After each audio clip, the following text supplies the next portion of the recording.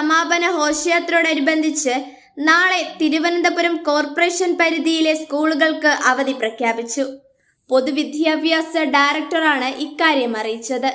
നഗരത്തിലെ സർക്കാർ, അർദ്ധ സർക്കാർ സ്ഥാപനങ്ങൾക്ക് നാളെ ഉച്ചയ്ക്ക് ശേഷം അവധിയായിരിക്കുമെന്ന് ജില്ലാ കളക്ടർ അറിയിച്ചു.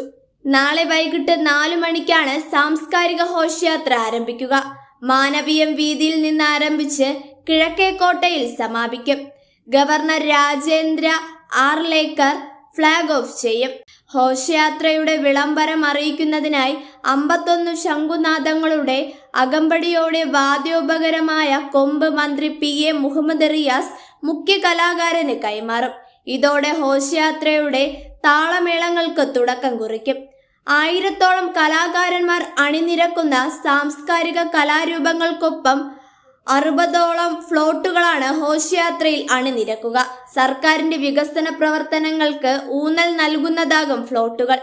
ഇതോടൊപ്പം 91 ദൃശ്യശ്രവ്യ കലാരൂപങ്ങളും കരസേനയുടെ ബാൻഡു സംഘവും ഘോഷയാത്രയ്ക്ക് നിറമേകും.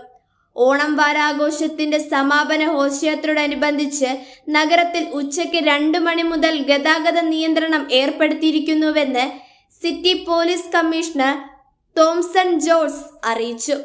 ഘോഷയാത്ര കടന്നു പോകുന്ന Kawdiar, Vellayambalam museum, LMS statue, overbridge, Pazhavangadi, Kizhakkekotta, Vettimurichakotta, Mithranandapuram, Padinjarekotta, Eenchakkal, Kallumoodu വരെയുള്ള റോഡുകളിൽ വാഹനം നിർത്തിയിടാൻ പാടില്ലെന്നും അറിയിച്ചിട്ടുണ്ട്.